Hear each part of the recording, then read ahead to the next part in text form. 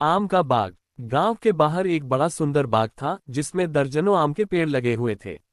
बाग का मालिक रामलाल था, जो बेहद मेहनती और ईमानदार व्यक्ति था।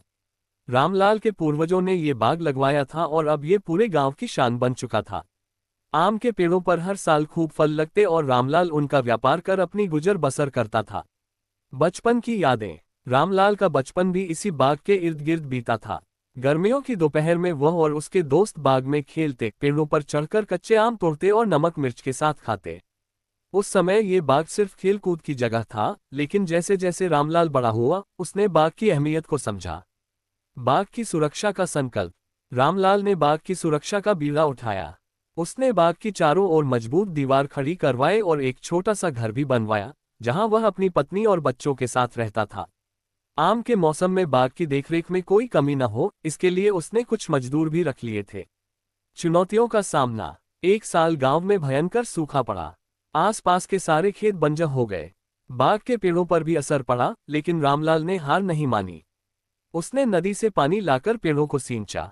सूखे की मार के बावजूद बाग के पेड़ों ने कुछ आम जरूर दिए, जिससे रामलाल को थोड़ी राहत मिली। दुश्मन और दोस्त। गांव में कुछ लोग रामलाल से जलते थे।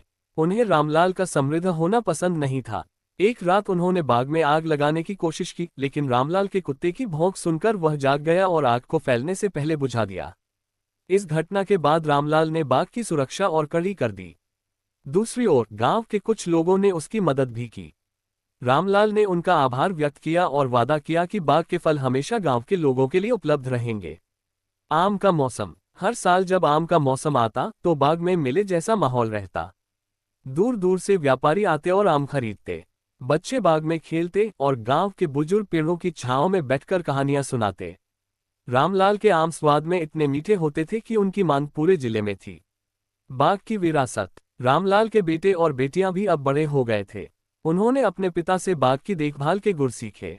रामलाल ने उन्हें सिखाया कि बाग केवल आम देने का साधन नहीं है, ये प्रकृति का उपहार है। अगर इसकी देखभाल सही ढंग से की जाए तो ये पीढ़ियों तक फल देगा। एक नई शुरुआत। एक दिन रामलाल के मन में एक विचार आया।